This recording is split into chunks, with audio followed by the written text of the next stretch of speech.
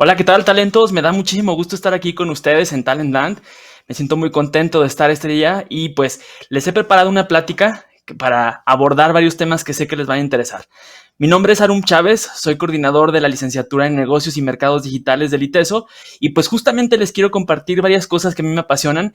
Yo estoy especializado en el estudio del cliente, en las ciencias del comportamiento del consumidor y pues por ahí vamos a dirigir esta charla para darles algunos tips a ustedes que seguramente por ahí andan emprendiendo, están viendo cómo hacer negocio, les apasiona la tecnología y pues justo por ahí vamos a dirigir esta charla para compartirles algunas ideas que podamos aplicar. Y bueno, pues esta charla, como lo verán, se titula Ser un genio no basta. Ser un genio no basta. Y precisamente por ahí quisiera comenzar la charla. Les quiero compartir una historia que, que me tocó a mí cuando inicié la carrera con un amigo de la preparatoria, que seguramente por ahí andan muchos de ustedes. Pues cuando empecé la prepa, yo soy un amante del marketing, me gustan mucho los negocios, pero tenía un muy buen amigo que pues él se fue por el rumbo de las ingenierías. Y fíjense que por ahí en uno de sus proyectos, de repente empezó la carrera y entre uno de sus proyectos empezó con el diseño de una máquina para hacer tortillas. Y dices tú, bueno, ¿y a dónde va este, no? Y pues él decía, y si lo escuchabas, pues tenía cosas que había visto. Decía, mira, pues aquí en México los tacos son un alimento que por excelencia, pues en cada esquina encontramos una taquería. Aquí no le gustan los tacos. Este es un mercado grande. Pero fíjate que las tortillas, pues siempre que las ves, a mí me molesta que son unas más grandes, otras más chicas, unas más gruesas, otras más delgaditas. Es decir, pues cada una es distinta. Entonces, esta máquina o este proyecto que yo estoy emprendiendo, que quiero desarrollar, es precisamente para sacar tortillas perfectas, todas igualitas, con el mismo nivel. Y ya sé que ahora que me están escuchando, pues ustedes mismos van a estar pensando, ¿y este a dónde va, no? Pues a mí me da igual de cómo sea una tortilla, mientras sepa o tenga buen sabor, pues ahí está, ¿no? Y efectivamente, este chavo siguió con su proyecto y pues cuando empezó con las pruebas de concepto para querer ir a venderlo a restaurantes, a tortillerías, pues obviamente se topó con un tremendo no me interesa. ¿Por qué? Porque a los consumidores lo que les interesa es el sabor. Y fíjense que justo es ahí donde quiero aterrizar. Este chavo que ahora pues ya estamos más chavorrucos él y yo, pues ya es un cuate que es muy capaz, que tiene muchos talentos, que tiene una dinámica de pensamiento muy estructurada. Pero fíjense cómo para los negocios no necesariamente eso es suficiente. Se necesita algo más. Y eso es precisamente de lo que vamos a platicar el día de hoy. Que ser un genio no basta. Esta frase que les comparto en pantalla, fíjense lo que dice, Benjamin Franklin pudo haber descubierto la electricidad, pero fue el hombre que inventó el medidor quien ganó el dinero. Y eso es justo lo que estamos viviendo y lo que nos estamos dando cuenta. Seguramente ustedes, ahora a raíz de la pandemia, nos hemos vuelto más sensibles para voltear a ver qué está pasando con los negocios. Creo que las cosas han estado cambiando a una velocidad muy alta y no habíamos tomado muchas veces conciencia de cómo se habían movido las cosas, las formas de hacer negocios, los modelos, la tecnología. Y pues hoy estamos más sensibles que nunca, ¿no? Pero fíjense cómo esta frase encierra eso. Es decir, no basta con tener algo muy bueno en la mano, no basta con tener un muy buen producto, un muy buen proyecto. Necesitamos cómo hacer el negocio y sobre todo, muchas veces que estamos en emprendimiento, necesitamos entender primero la idea y esa idea aterrizarla en algo que verdaderamente le interesa a los mercados. Y eso es prácticamente de lo que vamos a platicar hoy. Si se fijan en la descripción de la plática, les ponía algo sobre los unicornios, que ahora, por ahí de octubre del año pasado, nos topamos aquí en México con que tenemos nuestro primer unicornio, ¿no? Por ahí salió Kavak como primer unicornio mexicano. Y pues, para los que no estén muy familiarizados con este concepto, pues en los negocios, ¿a quiénes se les llaman unicornios? Pues los unicornios son empresas jóvenes, son startups que generalmente tienen menos de 10 años. Son empresas que tienen una capitalización, una financiación de más de $1,000,000,000, que esa financiación es privada, es decir, no cotizan en la bolsa. Y generalmente son empresas que tienen una idea muy disruptiva, es decir, que viene y rompe con la continuidad del mercado, con lo que se venía haciendo.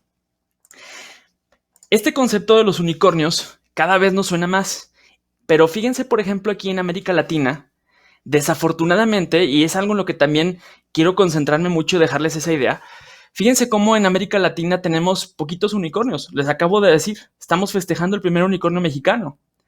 Entonces, observen cómo en América Latina tenemos unos que otros unicornios. Si nos vamos a otras partes del mundo, por excelencia vamos a encontrar que hay muchísimos más. Y fíjense cómo también cuando sale algún proyecto, una startup nueva, ojo también con lo que hacemos. De repente decimos, mira, es la versión de Amazon, pero América Latina. Es la versión no sé qué de Singapur, pero para América Latina.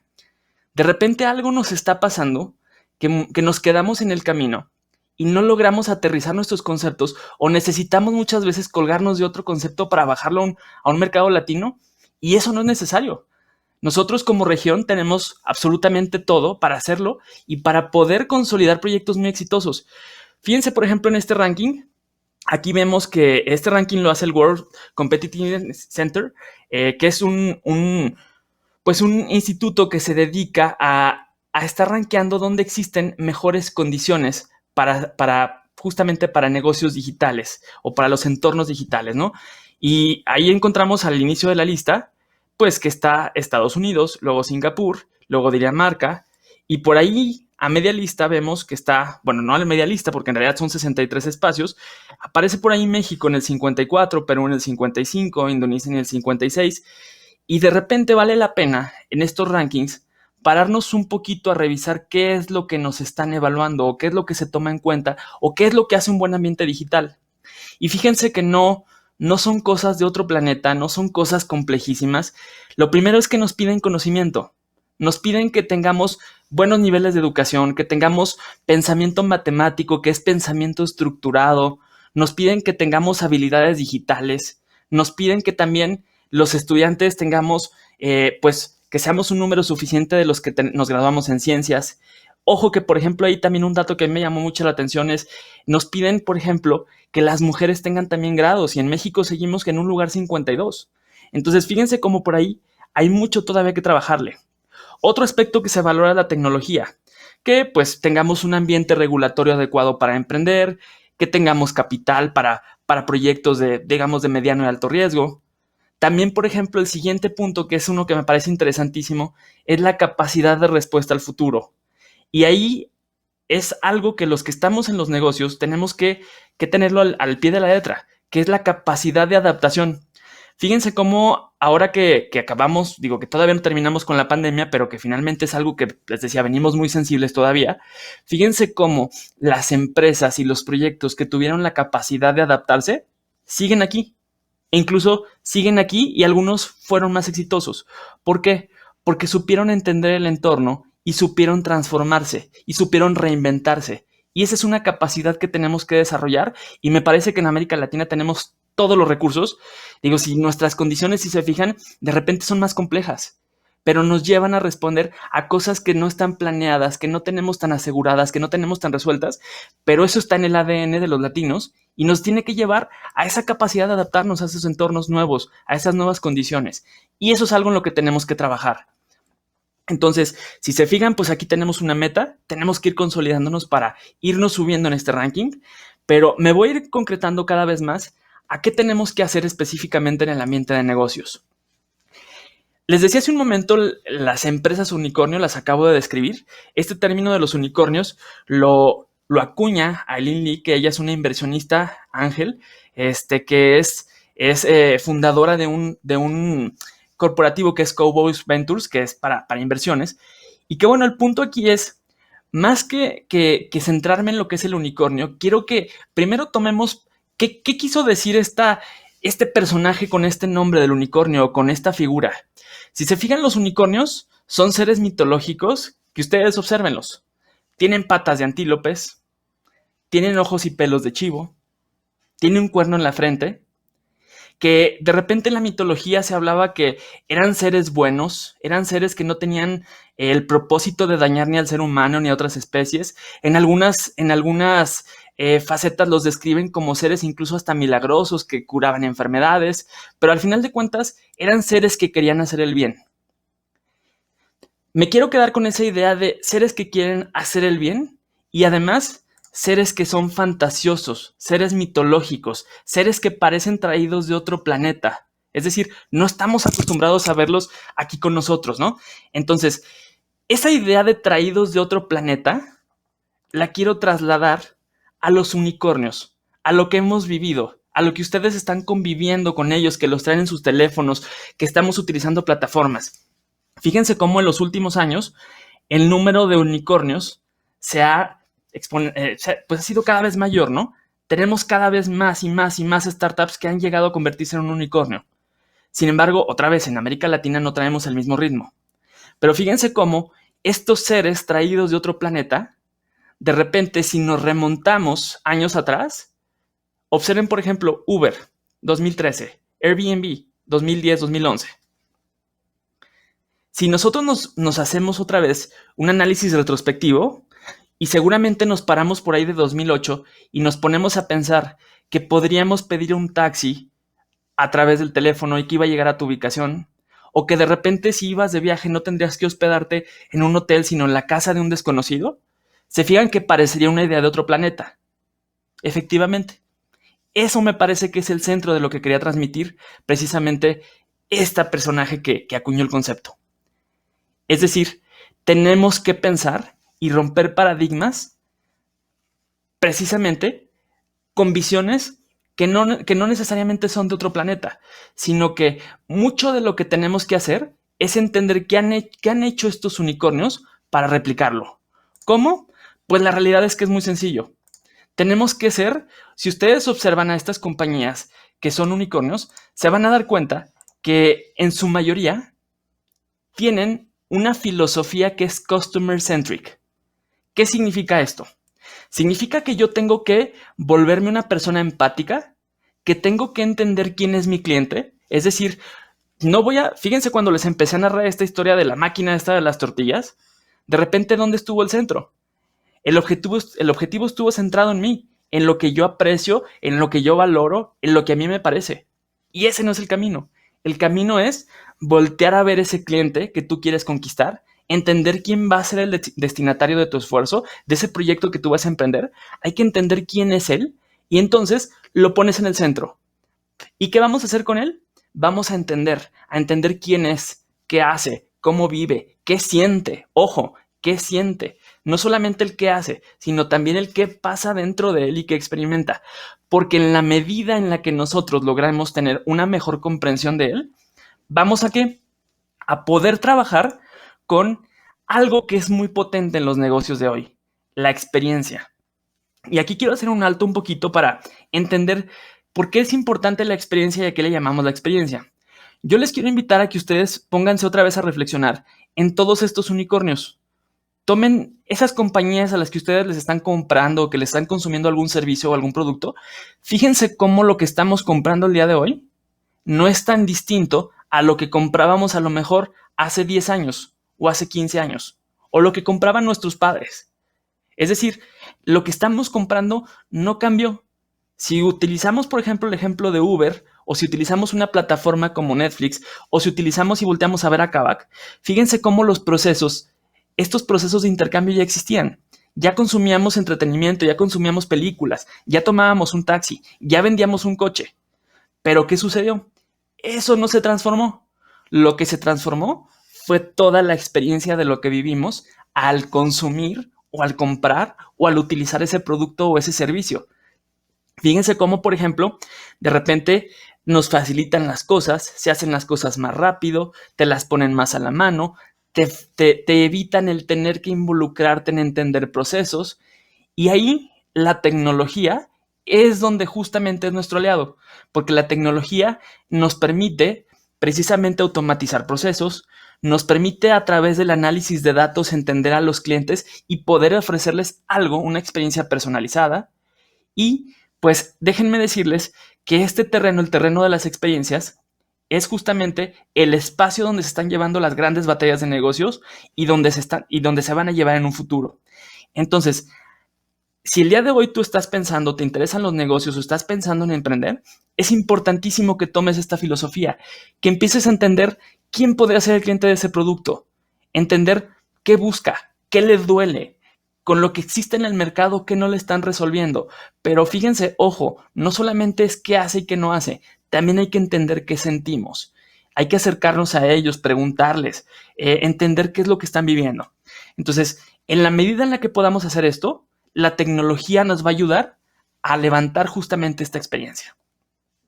Otro punto que es importantísimo y que si ustedes lo ven en estos unicornios, se van a dar cuenta que todo lo que hacen, absolutamente todo lo que hace genera valor. Esa es su expertise, la generación de valor y su objetivo primordial como negocios. Y de repente, cuando hablamos de valor, fíjense cómo es una palabra que nosotros en nuestra vida cotidiana, el valor pues es una palabra que es muy familiar para nosotros. Decimos, mira, esto es valioso, o esto no lo vale, o no vale la pena, pero al final de cuentas hacemos mucha referencia al valor, pero pocas veces tenemos la claridad de entender a qué le llamamos valor. Y fíjense que cuando entendemos valor, no es otra cosa más que jugar con dos factores. Se trata de, nosotros le llamamos algo valioso, algo que nos aporta beneficios. Y le llamamos valioso a algo que nos reduce sacrificios. A eso le llamamos valor. Este valor, además, para entenderlo, cuando nosotros estamos viendo los beneficios, por supuesto que nosotros cuando compramos algo, estamos buscando un beneficio funcional. Si yo compro un producto, pues quiero que me ayude a lavar los trastes, quiero que me lave la ropa, quiero que el coche me traslade, es decir, un beneficio funcional. Pero además también fíjense cómo quiero sentir cosas. Muchas veces las personas compramos algo porque tenemos como meta experimentar algo. Pero también nos gusta pertenecer a un círculo social. Queremos que los demás nos reconozcan, queremos ser parte de un grupo. Entonces, todos estos unicornios, al final de cuentas, en su oferta, existen un montón de beneficios asociados. Y esta es la parte que muchas veces nos resulta más lógica. Pero hay otra parte que también genera valor, que es precisamente la eliminación de sacrificios. ¿Qué es la eliminación de sacrificios? Bueno, pues fíjense cómo hay muchos negocios que ustedes se pueden parar en una tienda de conveniencia y si ustedes observan, lo que están comprando ahí es tiempo. Estoy comprando la posibilidad de no tener que trasladarme hasta el supermercado, de no tener que buscar estacionamiento, de no tener que recorrer todo el piso de venta del supermercado. Si se fijan que estoy comprando tiempo. Además también, pues el dinero es un factor que nos genera valor. Si yo de repente voy y veo en algún lugar un producto y digo, ay, mira, está padrísimo, la computadora esta que estoy viendo está, por ejemplo, está ligera, fíjense cómo es un beneficio funcional, corre muy rápido, la interfaz está padrísima, todo eso lo voy a valorar. Y de repente a lo mejor digo, sí está encantadora la computadora, pero ¿qué crees? Cuesta 70,000 pesos. Fíjense cómo inmediatamente decimos, no los vale. Entonces, todo esto al final de cuentas genera valor. Entonces nosotros en lo que vamos a hacer como compañía o como emprendimiento, vamos a tratar de que en esa experiencia, al entender al cliente, vamos a ir quitándole esas cosas del camino, a quitarle esas pérdidas de tiempo, a tratar de optimizarle su dinero, a quitarle esfuerzos. De repente, fíjense cómo muchas compañías a veces simplemente por la facilidad que tienes para comprar algo, lo terminas comprando ahí, porque sabes que a golpe de 3 clics, ya lo resolviste. Entonces, eso también finalmente lo valoramos nosotros. Y algo que también es muy potente es la eliminación de los riesgos. Los riesgos, fíjense cómo nosotros como usuarios o como consumidores, de repente experimentamos a veces un estado de ansiedad. Un estado de ansiedad porque tenemos una alternativa, tenemos otra, y de repente cuando queremos comprar algo, puede ser que un producto tenga unas cosas que me gusten, pero me dé a lo mejor miedo de equivocarme que no sea la mejor opción y que a lo mejor la mejor opción era esta. O puede ser, fíjense, a propósito de la venta de coches, fíjense cómo cuando tú vas a vender un coche, de repente tienes un riesgo de por medio, de decir, oye, es que voy a ir a entregar mi coche con la factura, me van a entregar el dinero y corro el riesgo de que me quede sin coche, me quede sin lana y me quede sin nada. Entonces, se fijan que ahí hay un riesgo. Entonces, observen cómo las plataformas y cómo los negocios han estado, y sobre todo estos unicornios, han sabido leer muy bien eso y han tenido la capacidad ¿de qué? De decirte, mira, no te preocupes, vas a hacer una transacción, aquí estoy yo de por medio, conmigo estás seguro. Entonces, todo esto al final de cuentas si nosotros logramos hacer un incremento de estos beneficios y de quitar estos sacrificios, vamos a poder competir en el mercado. Y vamos a poder competir, ¿por qué? Porque lo que estás haciendo es retomar de alguna manera lo que la competencia está haciendo, vas a conservar lo bueno, lo que hace bien, pero eso que no hace tan bien, eso que no está tan resuelto, lo vamos a mejorar. Y la tecnología es justamente la que debe ser tu aliada ahí. Otro aspecto que también sucede con los unicornios es que son compañías o emprendimientos que trazan anticipadamente el futuro. Generalmente a mí me gusta decirlo mucho de esta manera. Son compañías o son emprendimientos que están siempre con un pie en presente, pero están poniendo otro pie en el mañana. ¿Qué hacen? Bueno, pues ustedes fíjense cómo, por ejemplo, les aseguro que si nos regresáramos al 2020 y ustedes supieran que se iba a presentar la pandemia por el COVID-19, les aseguro que si yo les preguntara si harían lo mismo de la misma manera, estoy seguro que me dirían que no. Y si esta pregunta se la hiciéramos a un negocio que no logró sobrevivir a la pandemia, alguien que tuvo que cerrar, si le preguntáramos, oye, si tuvieras posibilidad de regresar el tiempo atrás y situarte en marzo de 2020, cuando la pandemia venía y que tú supieras que iba a venir, ¿habrías hecho las cosas de la misma manera o hubiera sido distinto? Seguramente nos hubieran respondido, o muchos nos responderían que de manera distinta. Entonces, ojo, algo que tenemos que hacer los que estamos en negocios es siempre voltear a ver el contexto, por supuesto el contexto de hoy, pero proyectarlo al mañana. Tenemos que visualizar escenarios futuros. ¿Por qué? Porque en la medida que tengamos la capacidad de visualizar esos escenarios futuros, nos vamos a poder preparar mejor. Pero no solamente hay que visualizarlos, hay que visualizar ese escenario que estamos viendo o que estamos pensando, pero hay que hacernos preguntas. Hay que hacernos preguntas como, ¿qué va a cambiar? ¿A dónde van las cosas? ¿Qué se va a necesitar? ¿Qué va a estar haciendo la gente? ¿Qué va a dejar de hacer la gente? Y en la medida que contestemos esas preguntas, se van a dar cuenta que les van a ir descifrando oportunidades. Fíjense, por ejemplo, cada vez que escuchen que viene una tecnología o que se está instalando una tecnología emergente, siempre hay que hacernos estas preguntas. Ustedes están viendo o han escuchado seguramente que vienen coches de conducción autónoma. Bien, ahora que vengan esos coches de conducción autónoma, que se instalen como una tecnología que cada vez más y más personas empecemos a utilizar, ¿qué va a suceder? Pues seguramente ustedes no van a querer comprar un coche, sino que vamos a querer entrar a un modelo como de leasing o de arrendamiento. Seguramente, como el uso del vehículo, si ustedes lo analizan, es hasta cierto punto muy ineficiente, fíjense qué hacemos los seres humanos. Tomamos un coche, nos trasladamos a nuestro trabajo y, por ejemplo, yo entro a las 9 a la universidad, me estaciono a las 9, lo usé 25 minutos para llegar a la universidad, se queda estacionado hasta las 2. Hay un uso muy ineficiente. En el futuro, seguramente, con estos modelos de economía compartida, no nos va a interesar tener un coche. Nos va a interesar tener el servicio del coche, pero no poseerlo. Entonces, ojo, si esto empieza a suceder, ¿cuántos negocios se van a transformar? De entrada, fíjense cómo un estacionamiento puede ser que no me interese. Puede ser que, por ejemplo, un servicio de lavado, un seguro. Hay muchos servicios que seguramente van a dejar de tener la relevancia que tienen el día de hoy.